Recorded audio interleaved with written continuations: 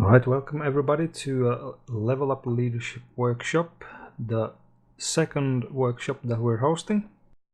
So this is a very much in the working format where we discuss leadership with people who are interested in leadership or are practicing leadership in various formats in online gaming. So it's a very open concept, and tonight we have Dubnus from BWAE and BAWC presenting his leadership experiences. So, welcome, Dubnus. Thank you for having me. Please make sure you guys are on.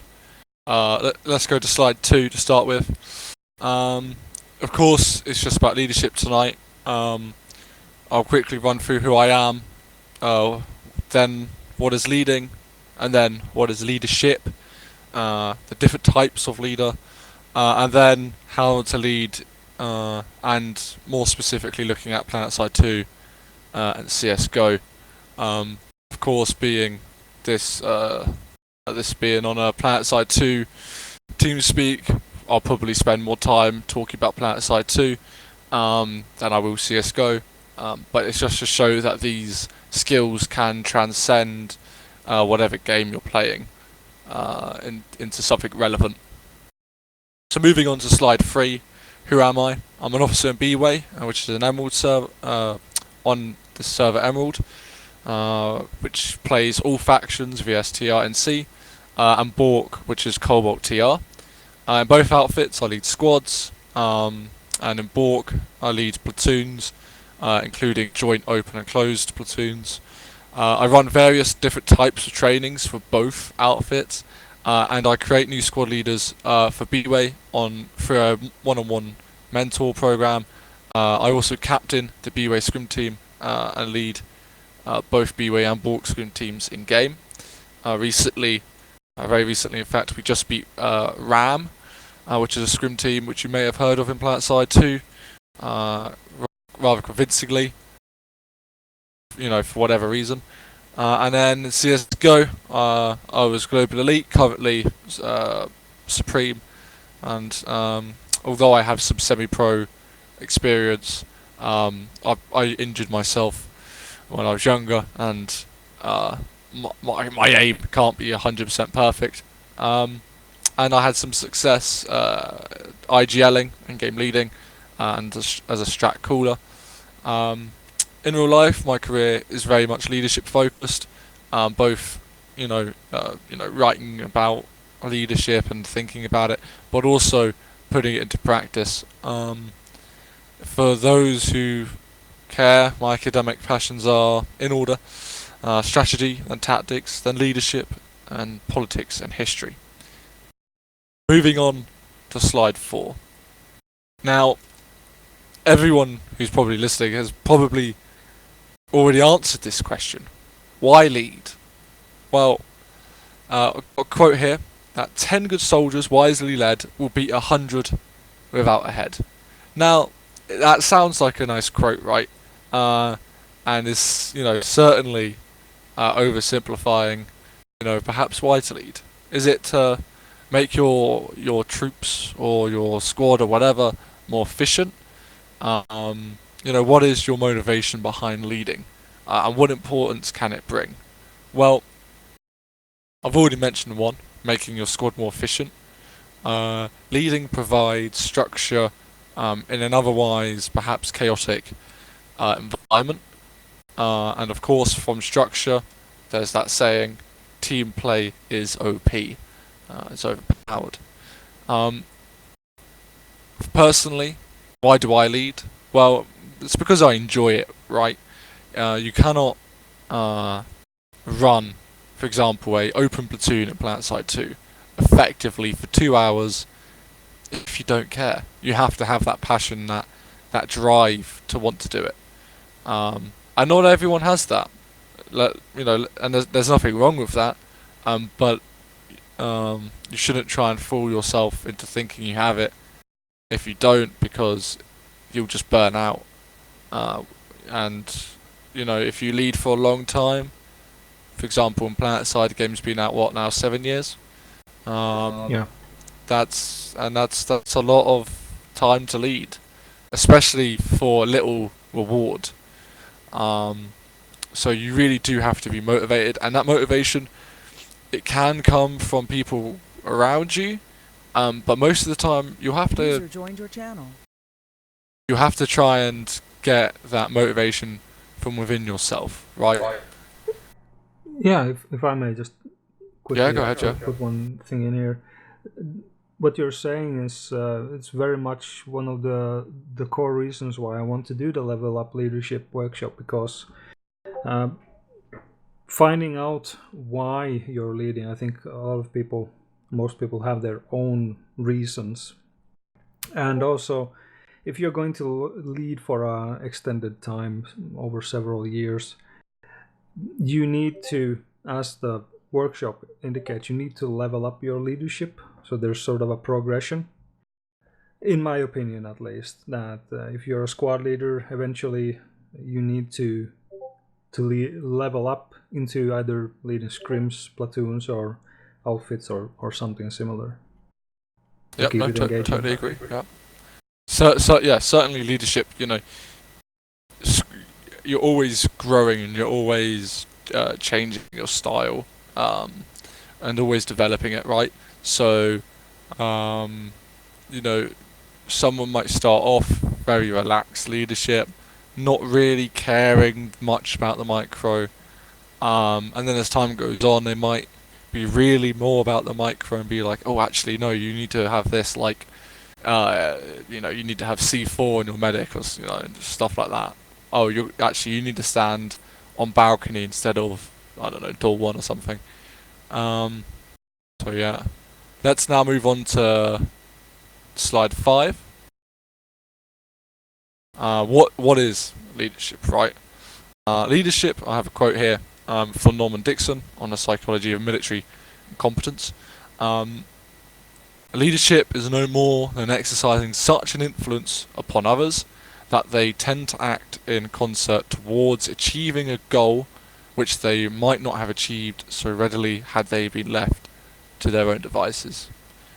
And I think, as you can see with the picture on the right, these are all things we associate with a good leader, right? Encouragement, clear communication, good example, recognition. And a lot of people understand, or at least have some sort of knowledge about what is leadership.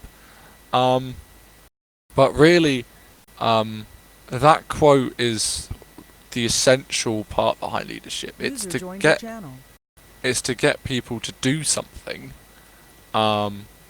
which, perhaps they wouldn't. So, for example, in Planetside 2, that might be putting an armor column, or doing a point hold effectively and more efficiently than had they, not had that leadership. So, moving on to slide 6, I want to really just touch on the debate about what leadership is. On the left here, I have a quote from W.H. Henderson from Cohesion, the human element in combat.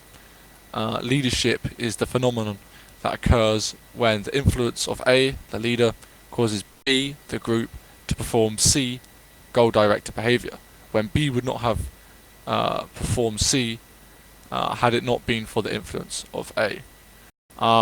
And if you want to compare that to the previous quote that we just looked at, right?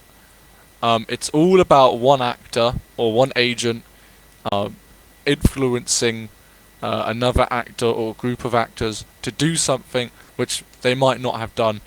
But the reason why I think this quote is better is because it touches on the importance of having a goal. Because if you lead without a goal, then what is the point? It's the same when you come to create a strategy on the map in Planetside 2. Okay, what's my goal? I want Tarch Tech Plant. Okay, how am I going to get Tarch Tech Plant? Well, I could go through Quartz Ridge, or I could go through the Allerton Biolab lanes and try and go the long way. And without that goal, you're just going to end up being reactionary. So you can have your goal simply to be reactionary, right? So let's say you have the Northern Warp Gate and you just want to react to enemy attacks. That in itself isn't necessarily a bad goal, but being reactionary, and I know this might cause a bit of a debate, in my opinion is always worse than setting the momentum, setting the stage for what you want to control. When you platoon lead, for example, if you're the one calling the shots, you want that map to to follow your will, right? You want it to do what you want it to do. And so that having C, i.e. and then B, which is your platoon, to do C, which is your goal, which is to get the map, normally to get the map to do what you want, is really important, other than just simply trying to achieve something, because you have to have that goal. Looking then at fixed things and then variables. So you can have fixed things. So these fixed things are it's just management, right? So okay, how many? We'll take it outside of Planetside for a bit and we'll put it into a military context. How many tanks do I have? Well, let's say I've got 10 in London, and I've got 5 in Dover, but I need all my forces in Dover. Then management clearly says, well, move those things, manage those things appropriately to achieve your outcome. Well, variables, people is much, it's a much wider concept, right? Because people don't always do what you want them and or tell them to do, and that's where your leadership comes in, to make sure that you in the correct circumstances you can coerce them to do what you want them to do. But let's say you're platoon leader in Planetside and you have 4 squads. Well, is putting down a waypoint and saying Alpha go here, Bravo go here, Charlie go there, Delta stay where you are, is that leadership or is that just people management? And we can come back to that later. But I would say that is actually people management. That's not leadership. That's simply managing where people need to be, not necessarily leading them there. And that is something you should be conscious of and perhaps wary of as well. So moving on to slide 7. There's 3 types of leaders, according to F.C. Bartlett, the Psychology and the Soldier, which is quite an old book. It's from 1927. But these ideas have remained persistent throughout the history of psychology, and especially when it comes to leadership. So the first type, you have institutional leaders. These are people who maintain their position by virtue of the established social prestige attached to their office. Well, that's perhaps less relevant today, but you can see it on Discord, right? For example, let's take a hypothetical. Let's say, so in Broken Arrow Company, for example, in BAWC, we have Arrow Command, and then we have Arrow Officers, and then we have other people. If you have that Arrow Command position, the highest Discord role in that hierarchy, people will be like, well, maybe we should listen to him because clearly, or they or her or whatever, maybe we should listen to them because they have this role, right? And those sort of people can maintain their position simply by being like, well, actually, I'm a leader here. I'm a commander, so you got to listen to me. Which, for me, isn't very persuasive. These types of leaders, because it's more like, well, you haven't done anything to earn it. You have, your merit clearly. User left your channel. Clearly shows you perhaps you shouldn't. Perhaps you shouldn't, be part of this group, or even indeed a leader. And then you have the second type of leaders, dominant leaders, who maintain their position by virtue of their personal capacity to impress and dominate their followers. User disconnected from your channel. So, when it comes to these types of leaders, what you'll see normally is a term which can get bandied around quite a lot, right? Which is a cult of personality. But a lot of leaders will develop such a cult of personality. User joined your channel. For those who don't know what a cult of personality is, it's, for example, where people will only play in for example, a Planetside 2 outfit because of one person, right? So let's say if people would only ever log on to Redstone leading a FU op, that would be him having a cult of personality within the outfit, if he was, such a dominant leader. And I think this is one of the more appealing types of leader, because they normally do it with merit, right? It's normally what they achieve. So let's say they capture the crown and crossroads and all these big difficult bases to take with small amounts of forces or whatever. That sort of merit is what drives the cult of personality, because people will of course have more fun being successful than they do failing. And of course different people have different definitions of success. For example, in BWAE, definition of success isn't map territory, it isn't that percentage, it isn't whether or not we win an alert or not, unless we specifically think we should go for it. It's actually about having a great fight. While in BWAE, there's one platoon leader in BWAE who only cares about the map, right? Doesn't care about anything else. He wants the most percentage possible. And so you've got to be careful when you talk about failure and success. You've got to know, as I'll talk about in a minute, you've got to know what your squad wants from you, what the people who you're trying to lead, what they want. What do you think is more common? Is the personality cult leadership in Planetside, is it more common than any else, other forms? Yes, 100%. Yeah, like, so in the CSGO competitive scene, in-game leaders are changing all the time. While in Planetside, you'll have the same outfit leader for 7 years, right? On Cobalt, we recently had, perhaps not so recently, but we had this guy called, you might have heard of him. There was a lot of drama and controversy around him, called Major Dope. And he led, quote-unquote, a Zerg fit called Onu, I think it was. And he was very much a cult of personality person, right? Because people would only play in his platoons. They wouldn't play, in anyone else's platoon because they thought, that's the way it should be done. And that's cult of personality right there. And, you see it in other outfits. Throughout the Planetside community, right?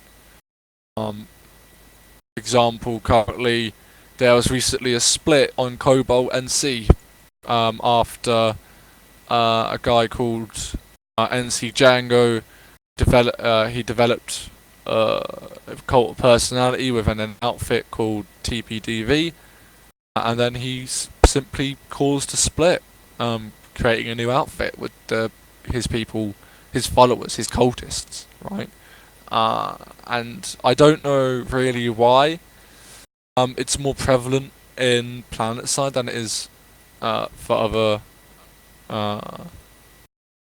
other games such as CSGO. But I would say that it's because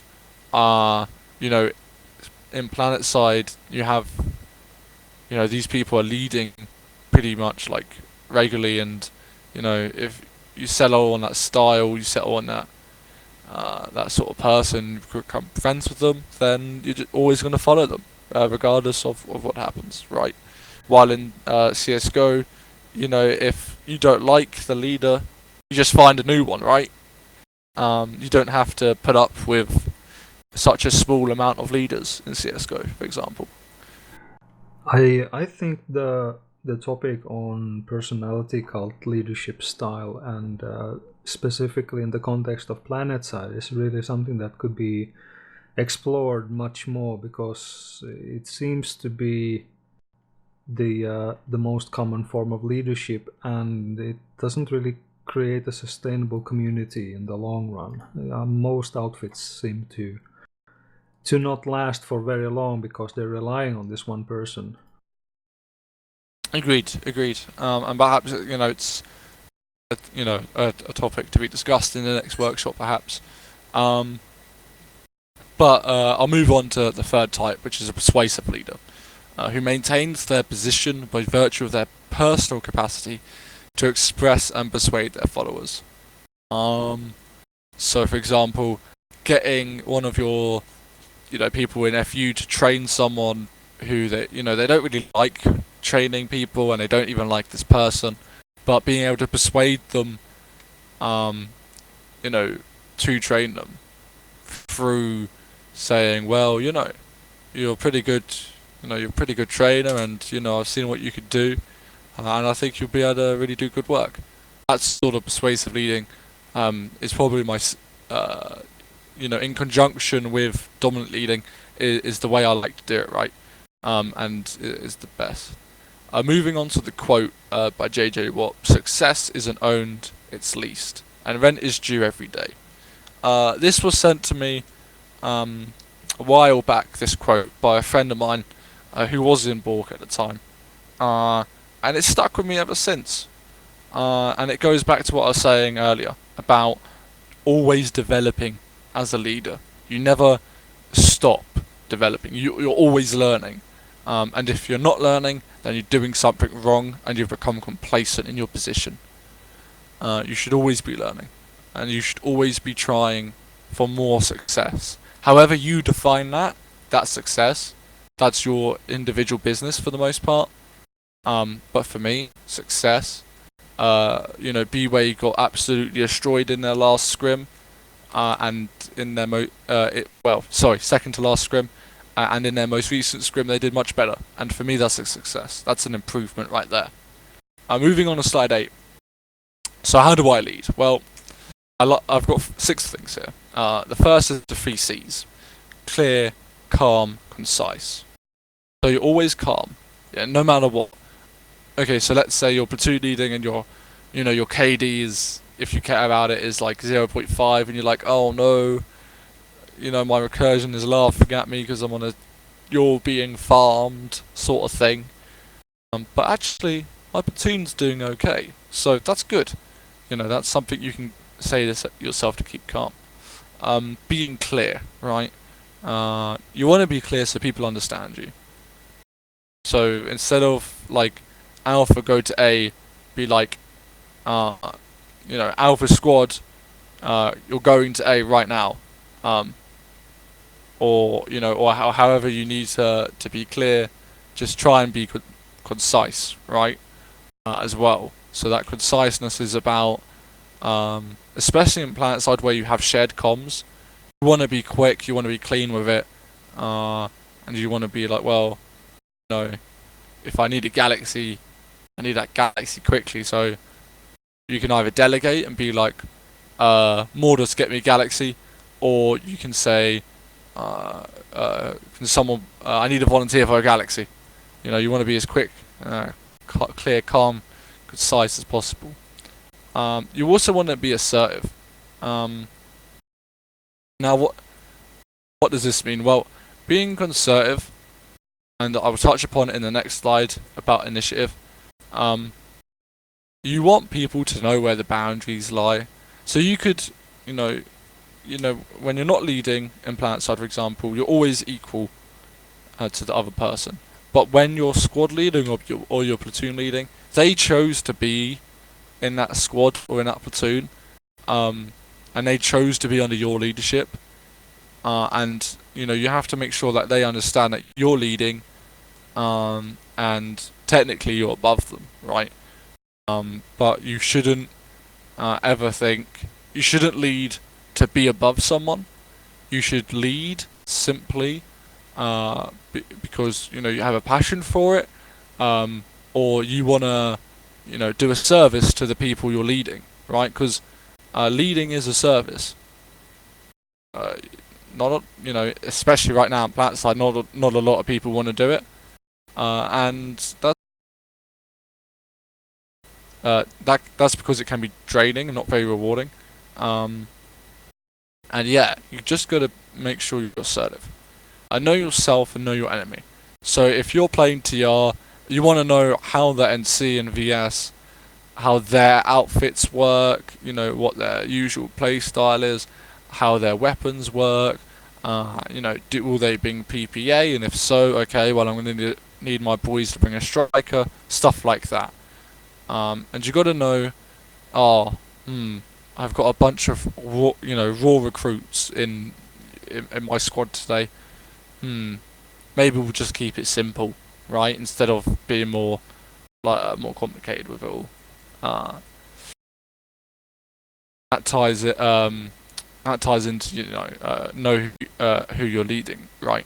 As for knowing yourself, because I sort of just brushed past that, you got to know what you want to do, how you want to achieve it, and those and your ideals, your motivations, they have to resonate with the people you're leading as well. So you can't just be in it for self-gain, because most of the time that won't resonate.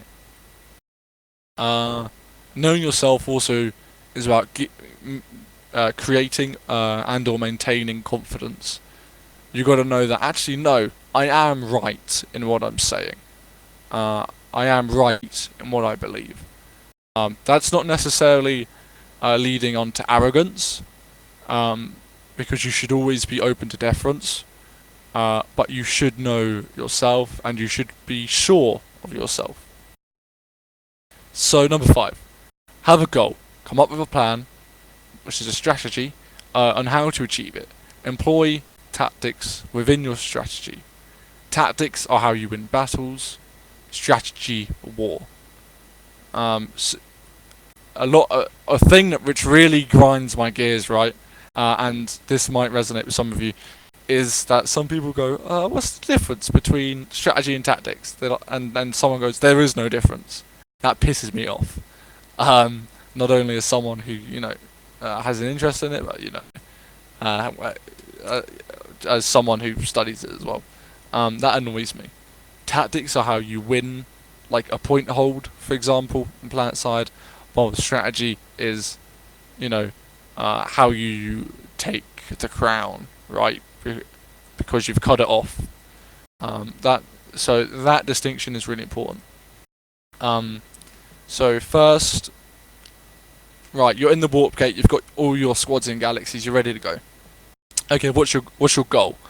Well, my goal is going to be to capture Indar Comet Ray.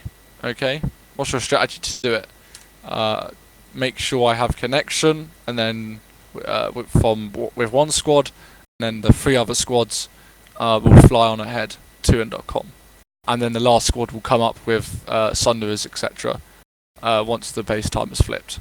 Okay, cool. What's your tactics? Well, one squad will drop on the point, 2 squads in the triple stack at Indar, stuff like that, right? Moving on to number 6, be loyal, trust your side, and have the will to win. You want to inspire this amongst those you are leading. I've got a typo in there. People will not trust someone who isn't a loyal person. And if you don't trust your own people, they won't trust you either, and that then affects your efficiency and your ability to win fights. As for having the will to win. Have you have you ever been in a squad where someone goes, "Oh no, we've lost," where we got kicked off the point? That's not really acceptable, right? You as the squad leader or as a platoon leader then goes, right, spawn back in on the Sunderer X waypoint, pull a couple of maxes if you have to, and get back in that point. This is not over. And that is... User in your channel timed out. That's quite a dominant way of saying it, as well as persuasive, because that's my style. But you can use whatever style you want with that. Talking about Planetside, we'll now move on to slide 9. Planetside 2. How do I lead in Planetside 2? Well, I keep my waypoints updated, and I'm always trying to be one step ahead of my platoon or my squad. I want to know what's going on a mile ahead of where we actually are. I want to know what to do, when to do it, and to make sure that my squad knows the same, and that in turn builds trust, right? As I'll talk about in slide 8, it builds trust between you guys, and it really helps. As I mentioned earlier, dictate the map, don't react. If you only react, then eventually you're going to get bogged down defending a 3-point base, and you're going to lose the rest of the map. You can't be everywhere at once, so you've got to try and dictate the map the best you can. For the third point, the platoon leader gives objective to the squad leader, and then the squad leader gives orders to the squad to achieve the objective. And sometimes I'll use fire teams. I'm one of those people who will platoon lead and squad lead at the same time, which is quite a difficult thing to do, especially considering as I try to always be one step ahead of everything, right? There's nothing wrong with doing what my mate does in BWAE, which is literally just playing map side, so to speak, as a platoon leader. There's nothing wrong with that. But that's more of like a force commander than a platoon leader in my eyes, because you're not really leading. You're just sort of going like, well, actually, I'm sending people here to do this, and that's it. You're not really having any other effect, right? So you're not giving your SLs orders on the ground, micromanaging the battle. So I think that's more commanding. Force commanding than platoon leading, but there's an argument there, which there's no right answer for that. Anyway, be knowledgeable, know the bases you're going to, right? So I don't have the game open right now, but I was able to tell you how I could take Turret Tech Plant and the various variables on the map to go with that, or Indarcom. I know there's a triple stack right next to the point, right? Of course, when I've got the game open, I can look at the map, I can see a lot more. But you've got to be knowledgeable. You've got to know tips and tricks, right? So, a tip you could use, which I've done before, is, okay, well, normally, the balcony of the triple stack, it's really difficult to get to without being a light assault. But actually, trained my guys to know about the balcony jump at this, at a certain base, right? And then I can go like, right, we're going to stack up in teleport room. You guys are going to follow me. We're going to jump up onto the balcony. We're going to throw some conch grenades in, and then we're going to breach. And it's that knowledge which helps you build more developed tactics and build more trust, because if you know what you're doing, then they can trust, and they know that then they can trust that knowledge, right?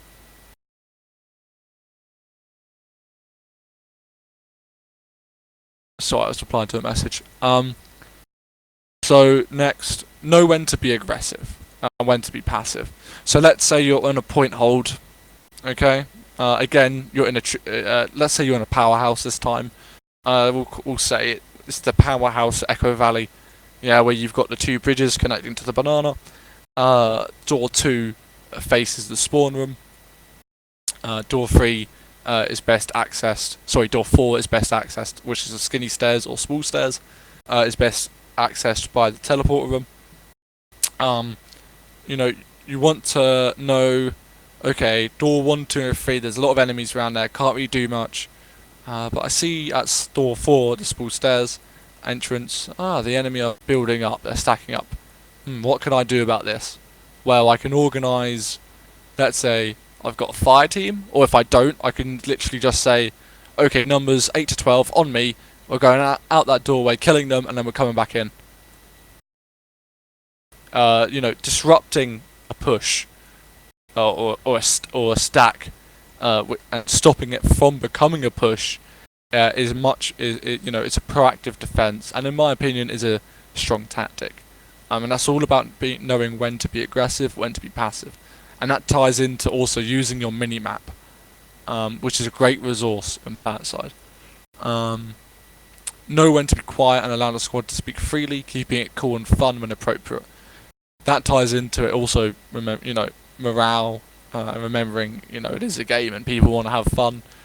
If you're always shouting clear comms, you know, or however you guys do it, that, you know, that can be a damper.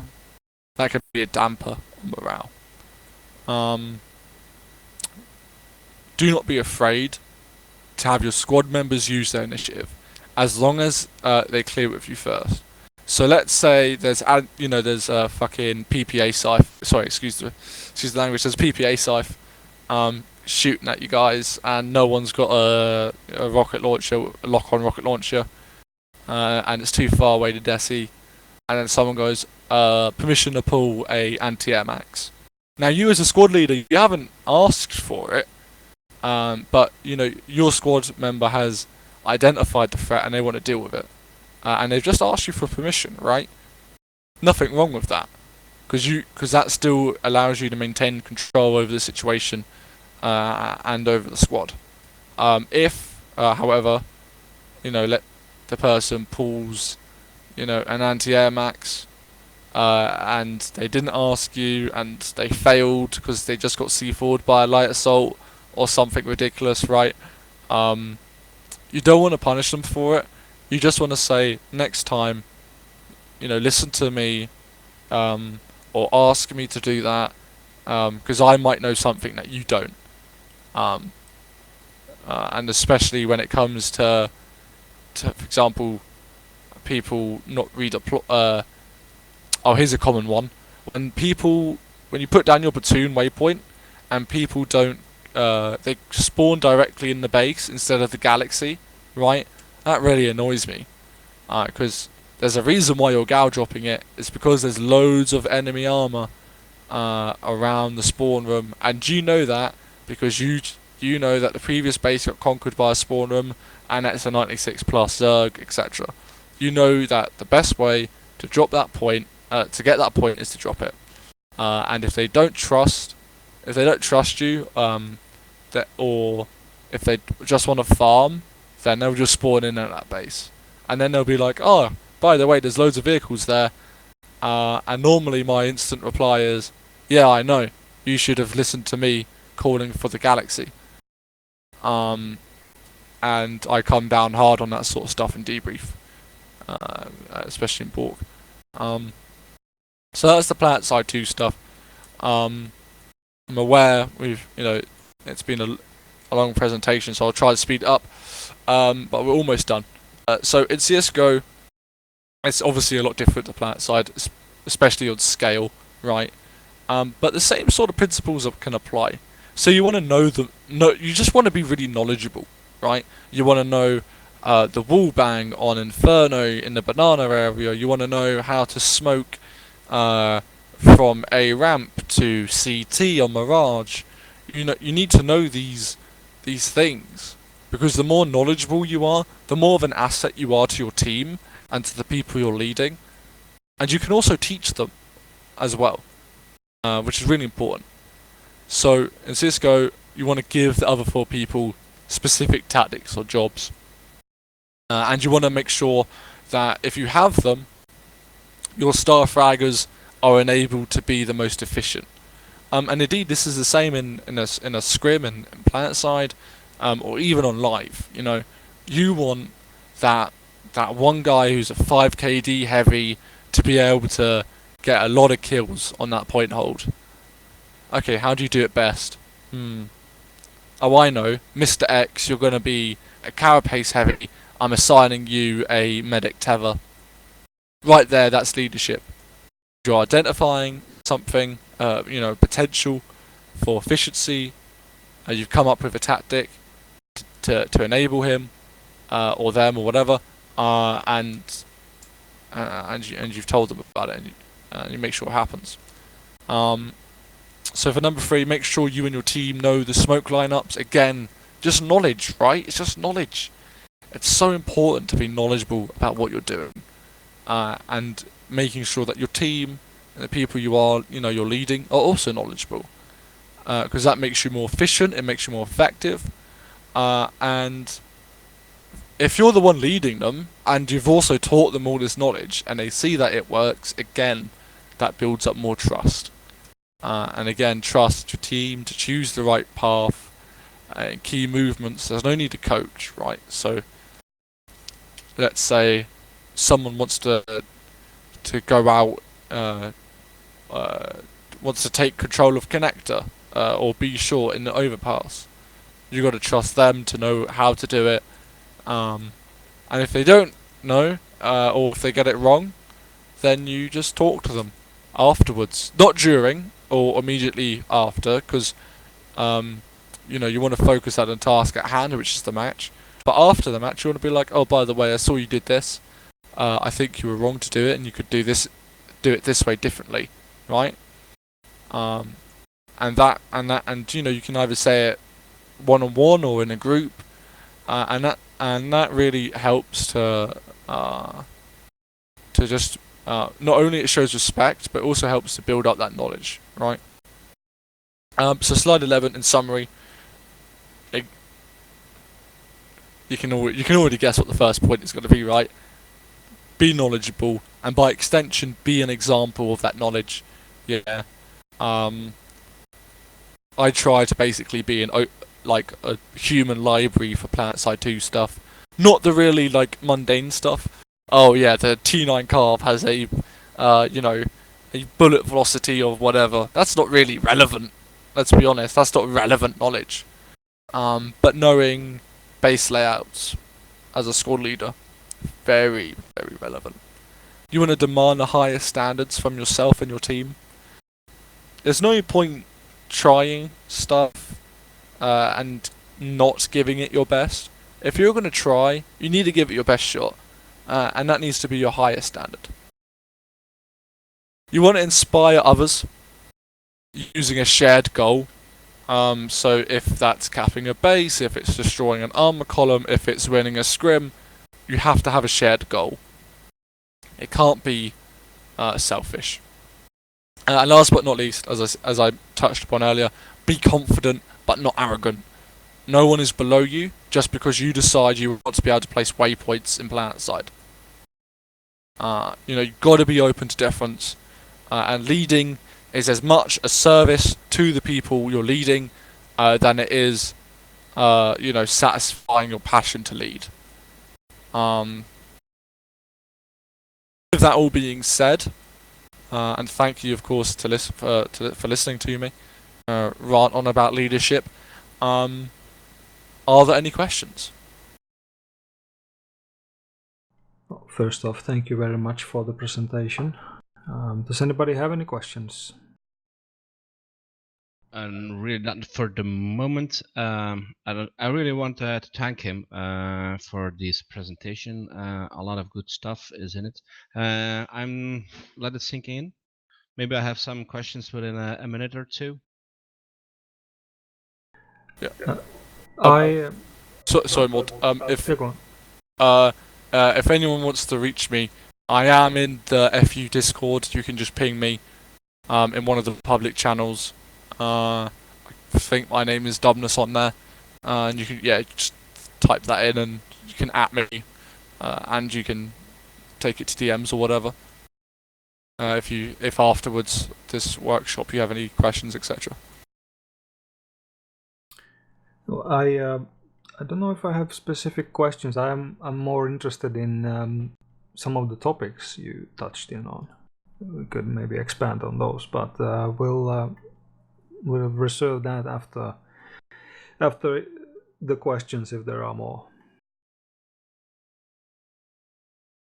I just have one question. It's not really a question, but like you said, have a goal set up, but sometimes your goal is not a goal of the TR. Like a few is always looking also for a fun fight and not going for map the alerts or some lane like the NC or the VS or zerging to the warp gate. So you just find another fight. Other factions go on command, yelling, "You shouldn't be there." What's your response on that? Well, my response to that is, firstly, in BAWC on Cobalt TR, we don't really care much about what the other outfits have to say, right? We're very much quite single-minded in this is what we want to achieve. We're going to achieve it. Because normally, let's be honest, command chat isn't exactly very good. There's difference in philosophy. There's outfits out there who will just, as you say, zerg, and there's other outfits out there who will play territory, and there's other outfits who will just go for a fun fight. Really, that's just a difference in goal. And that's it. Like, no one's really right or wrong, because it's not it's not something you can be right or wrong about. It's just a difference in philosophy. Yeah. Everybody has his own goal. Exactly. And your outfit shares your goal, or at least I would hope so. While another outfit might not, and that's okay. It's not something which should be a really controversial problem. Could it be approached from the perspective of infinite and finite game theory? Are you familiar with that? I know game theory. The infinite and finite. It could be, I suppose, but. Well, in my example, to clarify what I mean more, is if you place in a specific way, we don't focus that much on the map. We focus more on the fun fights and organizing the platoon when we run it, and it's usually always public. So we have what I would define as an infinite mindset. We are focusing on perpetuating the outfit and the enjoyments for the players, while some outfits who are focusing on winning the alert or the event is a finite mindset, because they're focusing on an objective that has a determined end. Yeah, like warp gating. Yeah. Or winning the alert. So I think that's the two different mindsets, and these are the questions I would also like to touch more on maybe later on, is the personality cult leadership is often seems to be finite mindset behind it, because they are pushing targets to win the alert or win the map, while organizations or communities who have a infinite mindset, they're focusing on the people in the organization. They're not trying to win the game or the match, although it's not something that they would be against, but it's not their primary concern. They're more about developing the people within the group.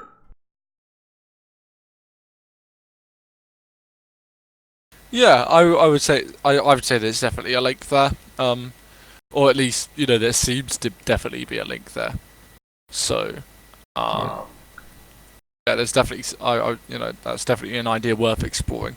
Yeah, I think it's something we should devote maybe a workshop for, because it's such a, well, it goes into a lot of abstractions and values, and it's a vast topics to cover anyways. But within gaming communities, the difference between the two is, in my perspective, very thin. Because you set a goal, so it's defined by setting a goal. Mm-hmm. But in the meantime, you're going for infinity. So there lays a very, very thin line between it. And I catch myself also sometimes on it. So an alert is starting, and then I catch myself. Oh yeah, I have to get this territory because I not really want to win alert, but I want to win the alert. And if I have a chance to win the alert, okay, I will help to win this alert. So I set a new goal. Is that then defined or infinity? I will keep my people getting fun fights. So I won't go for Zerg, but I'm going also for the alerts. So that's the thin line. Well, for me, in my mind. The question is which one is more important, right? Which one takes preference? Is it the alert or is it the the people in your organisation? And you already answered that question. What you said, right? It's you just said you wouldn't let them Zerg because that's not what the infinite thing's about. And so you still have the preference of infinite over finite, and I think that's the difference. That's the distinction, which is important to make. Yeah, I think the default mindset for most leaders is a finite mindset. They're trying to achieve the objective in the game, and they usually don't maybe think about the consequences of their playstyle in achieving that objective. As an example, then Yes. population herding or surging bases, and not really delegating leadership and influence to other players. Or even ghost capping. Chasing away enemies. All right. Were there more questions?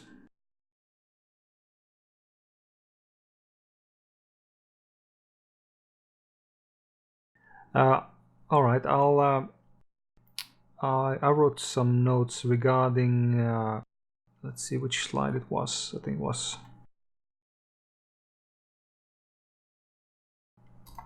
number 5 or 6, 5, 6, 7. There was about what is leadership and the fixed things and the variable, which are people. I found that very interesting, and I agree that if you are leading a platoon and you're essentially just setting up waypoints and telling squads to go, you're not actually managing the people. You're managing the squads, but you're not leading the people specifically. So I think leadership has to do a lot about your values, which you inspire people with. Yeah. Also here, I think you have a thin line between, like you said, Mortis, as a platoon, you're setting waypoints. And if you do just that, like Miller, we had Brubaker who was yelling and just setting waypoints, and everybody was going to that point. But in my opinion, the most platoon leaders within Freelancers Union are doing indeed the people management, but they do a little bit more than just setting points. They're discussing tactics with the squad leaders, maybe behind on TeamSpeak. They're setting goals. Giving the goals. Okay, look, we're going to do this. I want to go on that lane for just that fraction of time, and then we'll move out and we will see further. I think so. That's all. Again, a thin line between people management and the leadership management. Yeah, absolutely. In regards to how we run it in FU, I think the whole community is set up as a learning organization, and that well, we shouldn't go down that path in this discussion because we're going to get entangled in all kinds of side quests. You mentioned, Dubnus, there was this outfit who was led as a personality cult, and then there was another leader who also rose up in that outfit and eventually split off, which is sort of one of the oldest stories in the book, so to speak. It has happened on Miller several times as well in different outfits.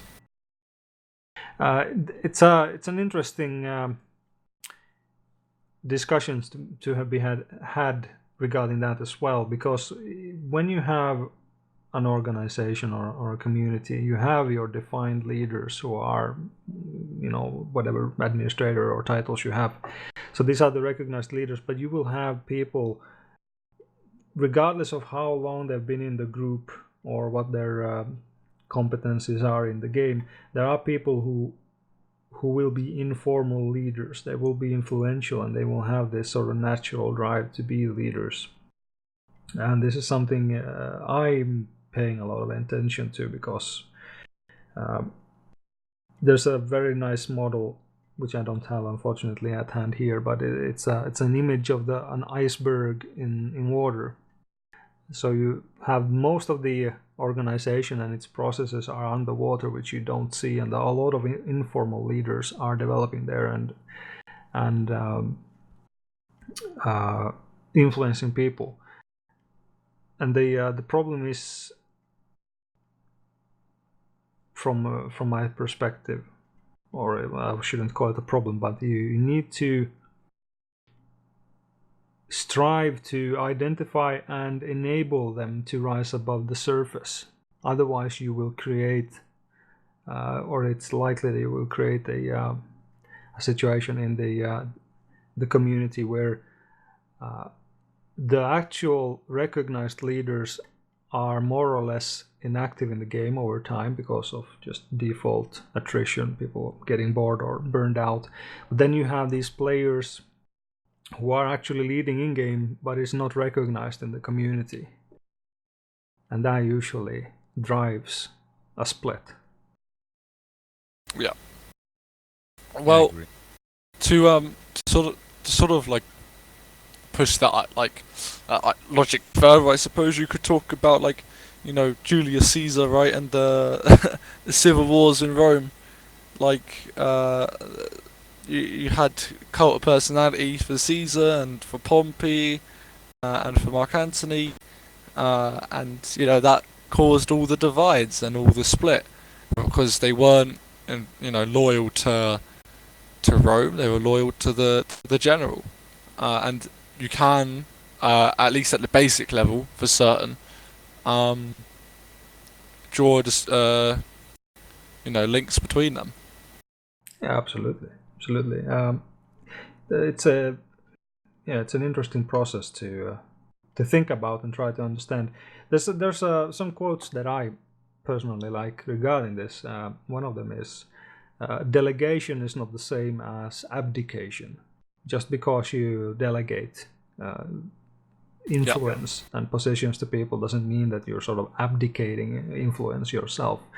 It's the quote that goes along with that quote is, can I remember it on the top of my head? It's empowerment in an organization usually leads to the organization becoming more powerful. So just by providing opportunity and resources to people who are showing interest and talent, you're not getting weaker as a leader. In fact, it's quite the opposite. Of course, as long as values aren't clashing. Say you want to have a small outfit that is focusing a lot on point holding, and the other leader wants to have a big outfit that's serving the points. That obviously is going to be a difficult situation.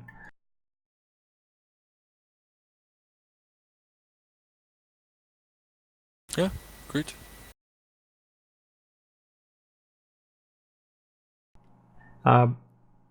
Slide 7. There's 3 types of leaders. Do do you have any more suggestions to this? It feels like there could be more types of leaders. Yes, yeah, no, definitely. There are, or at least there are other psychologists who have made more suggestions about how more types of leaders. I don't have the book to hand, but yeah, there definitely are. This is just sort of quick introduction to what I think are the sort of key concepts, right? It's more like a 101, quick introduction than, or somewhat quick, than an in detail debate about the different types of leader. And there are definitely different types of leaders, more than 3, but I think these are the 3 which you're most likely to see in your day to day. Yeah, absolutely. Yeah, I recognize them very much. One thing I'd like to add, and this is in no way a critique of the slide here. This is more from personal experience when talking to people who are getting into leadership, and they usually read about different types of categories. It's important to remember that no one is exclusively one category. It's usually a blend of many. These are sort of generic attributes that people display to various degrees. So some are obviously more dominant in their behavior, but it doesn't mean that they wouldn't be persuasive or institutional as well, or vice versa. One category I'd mention, because it might reflect mostly on myself, is I think a leader who is I don't know what the best terminology would be for it. Somebody who enables and provides resources to other people, sort of a support. I guess you could call it like a couching leader. Yeah. So I've played Planetside for a lot, for a long time, and I'm not that active anymore. But I'm like this workshop. I enjoy very much to talk to other people who are interested in the subject, and also providing new people who are trying out leadership or just getting into any degree of leadership, just providing them with resources, knowledges, and appropriate environments to thrive in. It's very rewarding to see other people progress.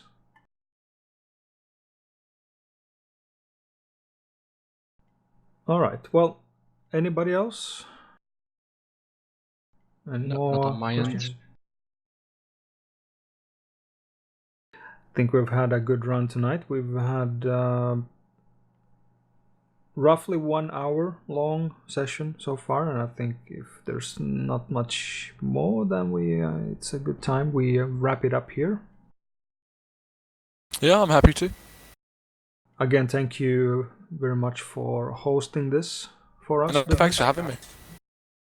Is there any like manuals or documents or videos that people can get a hand of from BWAE? In terms of leadership, no. In terms of individual skill, DM me, and I can. I'll have to clear it with Shades and Madman first, but we can certainly discuss that. Yeah. All right. Awesome. I think again the Level Up Leadership workshop. The idea behind it is, of course, to provide the opportunity for people of various engagement and interest in leadership to learn new things, to network with each other, and to have an environment that's supportive and understands leadership. So we have this sort of support network of people. So if anybody is listening to this on YouTube or wherever we are posting it up, by all means, feel free to join our next workshop session We will have, or I will try to at least host once a month, or maybe more frequent than that. Announcements will be made on Discord whenever I have time to do it and we have new material up.